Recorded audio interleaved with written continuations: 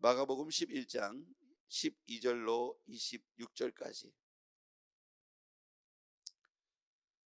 마가복음 11장 12절부터 26절까지입니다. 이튿날 그들이 베다니에서 나왔을 때에 예수께서 시장하신지라 서 잎사귀에 있는 한 무화과 나무를 보시고 혹 그 나무에 무엇이 있을까 하여 가셨더니 가서 보신즉 잎사귀 외에 아무것도 없더라. 이는 무화과 때가 아님이라. 예수께서 나무에게 말씀하여 이르시되 이제부터 영원토록 사람이 내게서 열매를 따먹지 못하리라 하시니 제자들이 이를 듣더라. 그들이 예루살렘에 들어가니라.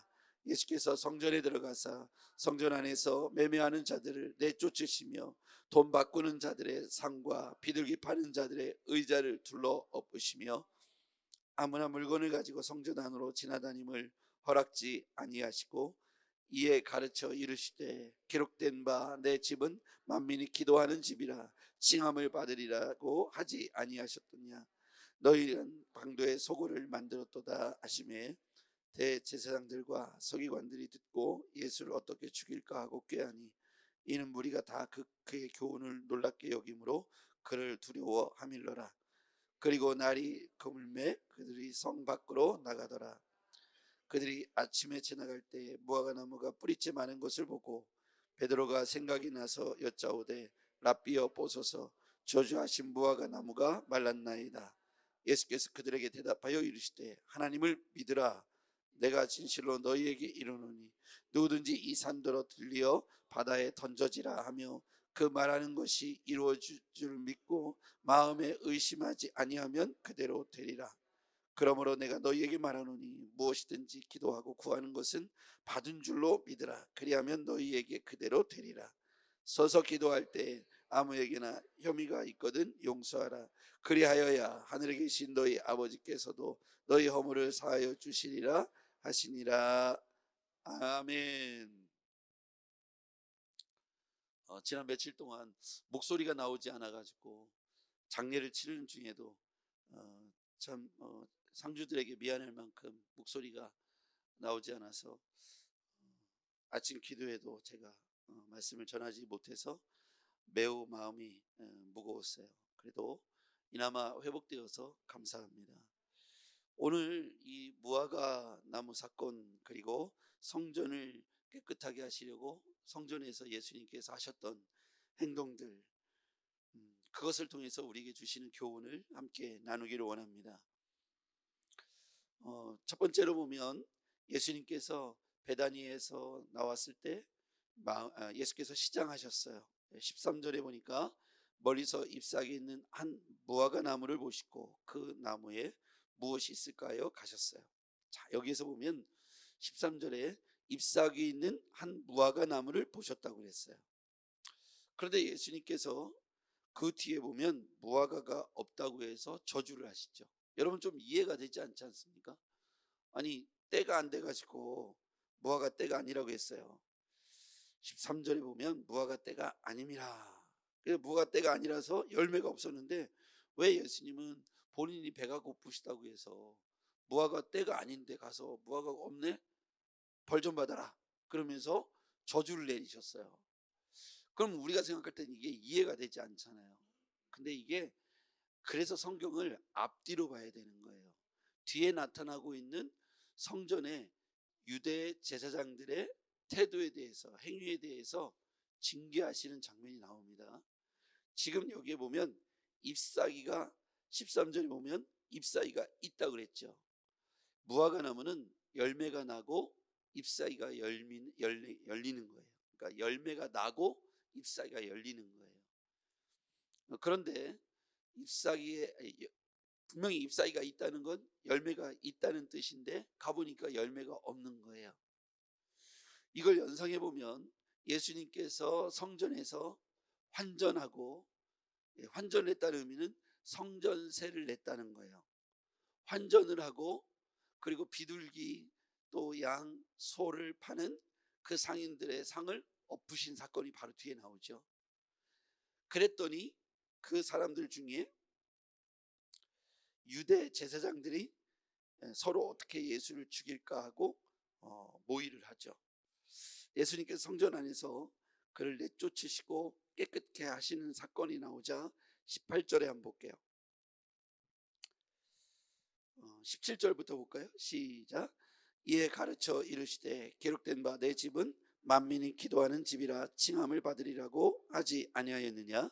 너희는 강도의 소굴을 만들었도다 하시매 대제사장들과 서기관들이 듣고 예수를 어떻게 죽일까 하고 꾀하니 이는 무리가 다 그의 교훈을 놀랍게 여김으로 그를 두려워하밀러라. 사람들이 예수의 하시는 말씀에 반박을 하지 못하고 토를 달지 못하고 예수의 하시는 말씀을 고개를 끄덕이니까 옆에 있던 제사장들과 서기관들이 두려운 마음이 든 거예요. 야, 큰일 났다. 왜 큰일 났을까요? 자신들이 이때껏 유대 공동체 안에서 제사장이라고 하는 서기관이라고 하는 특권을 누리면서 성전세를 취하고 거기에서 물건을 바꾸고 팔고 하면서 누렸던 그 막대한 수익을 예수가 지금 못하게 하고 있는 거예요. 그러니까 사람들이 깨우치기 시작하고 예수의 말에 동의하기 시작하니까 열받은 거예요.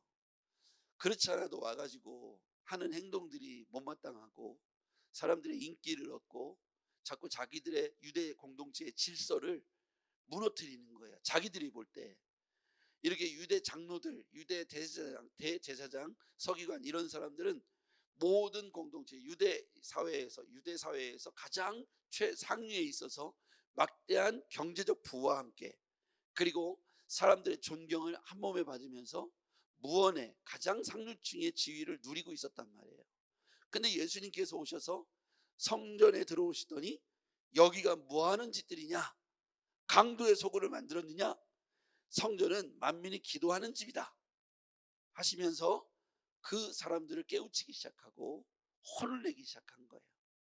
자기들이 지금 어렵게 만들어놓은 이 질서를, 자기들을 위해서 만들어놓은 이 질서를 예수가 와서 깨뜨리고 있다고 생각한 거예요. 그러니까 빨리 지금 예수를 빨리 죄목을 씌워서라도 죽여야 되는 거예요. 안 그러면 자기들이 지금 쫓겨나게 생겼다 이겁니다. 이 이야기가 바로 잎이 무성한 무화과 나무와 연결되는 거예요. 유대 공동체 그 제사장, 서기관, 유대 장로들은 잎이 무성한 사람들이에요. 근데 뭐가 없어요? 열매가 없어요. 근데 조금 전에 그 사건은 바로 이 사건과 연결되는 거예요. 예수님께서 때가 아닌데, 무화과 때가 아닌데 잎이 무성함을 보시고 가더니 열매가 있나? 열매가 없죠. 잎만 무성한 거예요. 잎이 나왔다는 건 열매가 있다는 뜻인데 잎만 무성한 거예요. 그래서 예수님께서 저주하셨죠. 그렇죠. 그래서 여기서 예수님이 배고프시니까 홧김에 저주한 게 아니에요.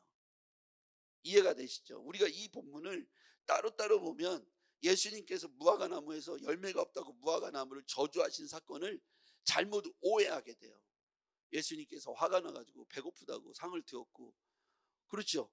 배고프다고 열매를 저주하고 막 이해가 안 되죠.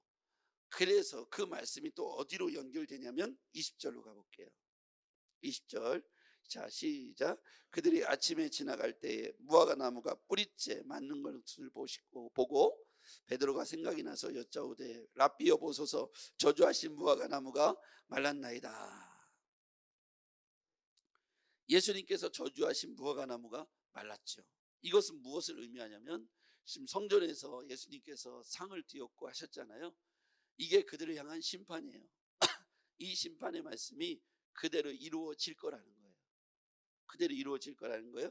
그러면서 그 심판이 어떻게 되냐면 그 뒤에 보면 23절 시작. 내가 진실로 너에게 이르노니 누구든지 이 산더러 들려 바다에 던져지라 하며 그 말하는 것이 이루어질 줄 믿고 마음에 의심하지 아니하면 그대로 되리라. 산이 바다에 던져지는 게 심판의 내용이에요. 산이 바다에 던져지는 게 심판의 내용입니다. 그들은 입만 무성하고 그들의 열매가 없잖아요. 이게 바리새인들의 외식하는 태도였어요. 입만 무성해요. 그러니까 그들은 성전에 가서 사람들이 다 올 때까지 기다려서 입구에서 연보기에다가 성전에 동그랑 소리가 나는 것을 사람들에게 보게 하고 일부러 초췌하게 해서 내가 금식을 얼마나 했고 내가 얼마나 이렇게 대단한 종교성을 갖고 있는지 사람들에게 드러내는 것을 예수님은 회칠한 무덤, 바리새인들, 외식하는 자들이라고 책망하셨잖아요. 그러니까 이 신약 공동체에 유대 사회에서 전체를 이루고 있었던 최상위의 지도권을 갖고 있었던 이 사람들이 볼 때 예수는 와서 자신들이 읽어놓은 질서를, 전통을 한 번에 깨트려 버리는 거예요. 모든 경제적인 부와 명예와 지위를 다 누리고 있는데 예수는 눈에 가시입니다. 와서 하는 말마다 자신들에게 도전하는 거예요. 그러니까 어떻게 속이 부글부글 끓죠. 만날 때마다 저놈을 어떻게 죽일까, 어떻게 죽일까, 이 생각만 하는 거예요. 성전은 뭐 하는 곳이냐 했을 때 예수님께서 성전은 만민이 기도하는 곳이다. 이 말씀은 구약에 있는 말씀이죠. 이사야에 있는 말씀을 통해서 성전의 본래의 기능을 의미하는 것이죠. 자, 이렇게 되었을 때 베드로가 이 사건을 무화과 나무가 말랐다라고 다시 언급하죠. 성전 정화 사건 이후에 다시 와서 보니까 무화과 나무가 말랐습니다. 이 얘기가 뭐예요? 앞에 있던 얘기하고 중간에 성전에 가서 상을 뒤엎은 얘기가 나왔다가 갑자기 또 무화과 나무 얘기가 나와요. 이 무화과가 말랐다는 건 뭐예요? 심판을 받았다, 그 얘기입니다. 그러니까 오늘 우리에게 던져진 이 하나의 메시지는 뭐냐면, 우리가 입만 무성한 종교 생활하는 껍데기의 신자들은 성경의 마태복음에 보면 주여 주여 하는 자마다 천국에 들어갈 것이 아니라 그랬어요. 그래서 입만 무성한 외식하는 껍데기의 신자들을 향한 경고입니다. 오늘날에도 이 말씀은 똑같아요. 우리가 믿는다고 하면서 그 안에 예수의 생명이 없고 종교생활을 하면서 믿는다고 생각하는 사람들을 향하여 외식하는 자들이라고, 내가 너를 도무지 모르겠다고 이렇게 평가하실 수 있다는 것이죠. 입만 무성해요. 잎은 있는데 열매가 없는 거예요. 예수님께서 그냥 배고파서 히스테리 부린 게 아닙니다. 여러분, 우리에게 던져준 이 교훈은 굉장히 중요한 말씀이 그 안에 있어요. 오늘 성전의 제 기능이 기도하는 것인 것처럼 믿음의 기도가 회복되면 말씀하시던 대로 그대로 될 수 있다는 거예요. 21절에 한번 볼게요. 베드로가 생각이 나서 여짜오되 랍비 여보소서, 저주하신 무화과가 말씀하시던 대로 나무가 말랐습니다. 제가 말씀하시던 대로가 생략되어 있다고 생각해요. 이게 말씀하셨는데 진짜로 됐습니다, 이 얘기예요. 예수님께서 그 다음에 뭐라고 하세요? 22절 시작. 예수께서 그들에게 대답하여 이르시되 하나님을 믿으라.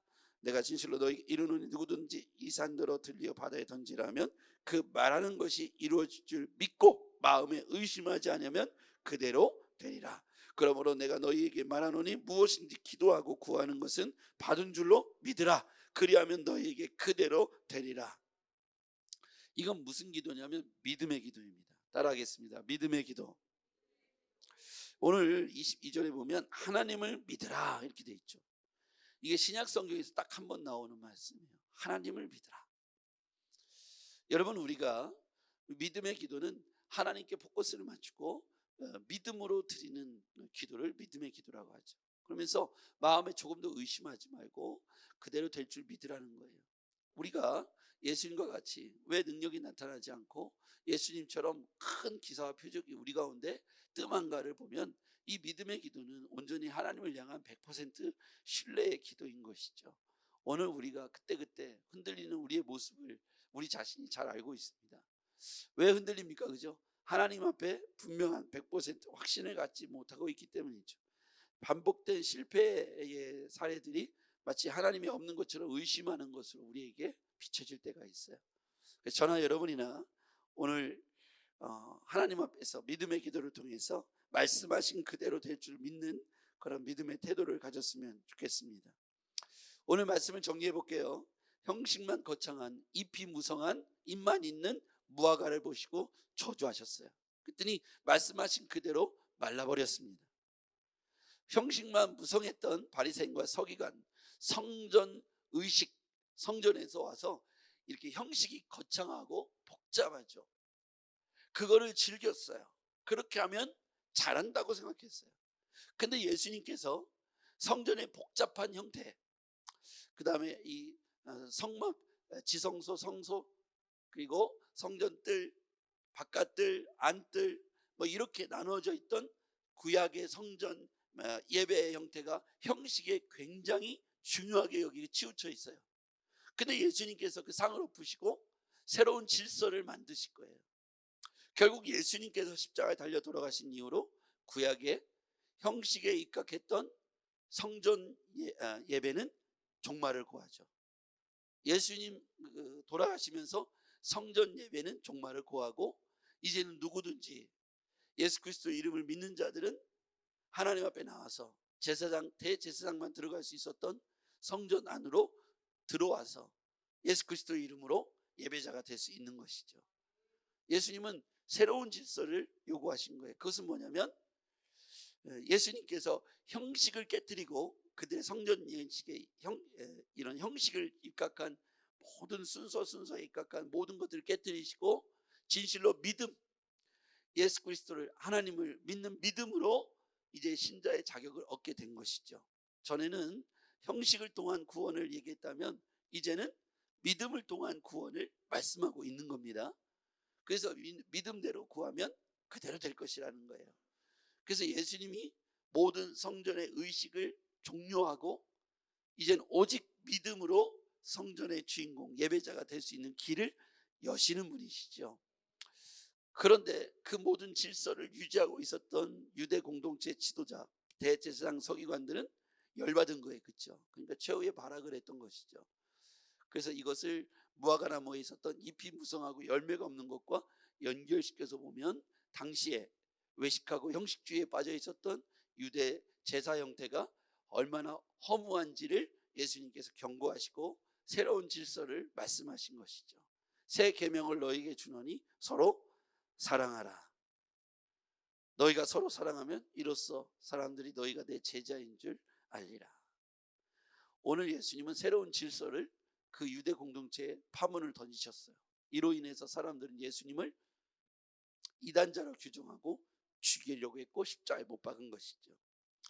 오늘 이 시대에 예수님이 오셔서 지금 형식주의에 빠져 있는 기독교를 향해서 뭐라고 하실까요? 지금도 여전히 캐톨릭에 가면 형식주의가 굉장히 강해요. 그래서 칠성예전이 지금도 굉장히 중요합니다. 천주교 입구에 들어가면 고해성사하는 데가 있죠. 그렇죠? 칠성예전이 바로 그렇게 7가지의 성예전을 통해서 자신들이 종교활동을 하는 것이죠. 그러니까 사제의 권위가 지금도 여전히 강하고 종교개혁을 했지만 여전히 구교, 캐톨릭은 그 종교개혁 이전에 했던 신앙의 예식을 중시해요. 그래서 결혼식에 혹시 캐톨릭 결혼식에 가보셨는지 모르겠는데 굉장히 복잡합니다. 마지막에는 또 그 입에다 하나씩 하는 것까지. 그러니까 처음부터 끝까지 하나님과의 관계보다는 사제가 중간에서 역할을 하는 것을 굉장히 강조하죠. 형식주의에 빠져 있었던 당시의 유대교가 이랬다는 거예요. 지금도 우리가 중요한 건 교회의 예배당 형태 또는 뭐 어떻게 하는 것들, 또 조직, 질서라고 말하는 뭐 위에서부터 수직적으로 장로 있고 수석 장로 있고 권사 있고 안수집사 있고 이렇게 사람들이 뭔가를 막 정해놓고 이 전통을 깨면 안 돼. 나무강대상으로 해야 되고 거기는 또 뭘로 해야 되고 성경에도 없는 전통을 만들어 놓고 이게 한국교회 전통인데 마치 이게 정설이고 성경적인 것처럼 그걸 수호하려고 하고 이걸 깨면 큰일 나는 것처럼 교회에서 멱살잡이하고 싸우고 당회를 하고 또 싸우고. 그럼 예수님이 오셔서 뭐라고 하실까요? 바로 이 얘기예요. 그렇죠? 잎사귀만 무성하고 열매가 없는 그 열매는 뭐냐면 사랑의 열매예요. 이해가 되십니까? 사람들이 신약성경에 보면 믿는 자들로 인해 두려워해요. 기사와 표적이 나타난 것도 있어요. 사도들 인하여 나타난 기사와 표적을 보고 두려움도 있었어요. 그런데 밖에 있는 사람들이 왜 경외했냐면, 두려워했냐면 그 안에 있는 사람들의 변화였어요. 자기 탐욕을 버리고, 그렇죠? 가난한 자가 없게 탐욕을 버리고 물건을 갖다 팔아다가 사도들의 발 앞에 두는 걸 보고 깜짝 놀란 거예요. 두려운 거예요. 이들이 어떻게 해서 이렇게 변화될 수 있었을까? 이 유대 공동체가 형식주의에 빠져 있었던 이 사람들이 어떻게 이렇게 변화될 수 있었을까에 대해서 두려움을 느꼈던 거예요.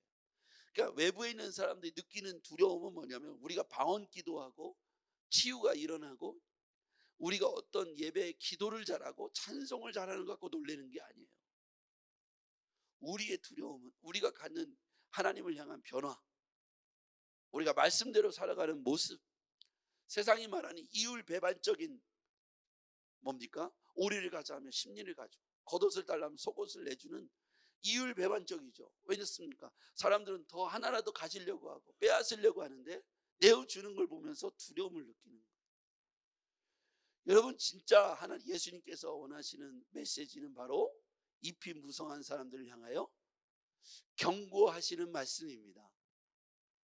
이 말씀을 예수님이 배가 고파서 무화과 나무에서 저주하신 사건이라고 단정 지은다면 이 말씀을 오해한 거예요.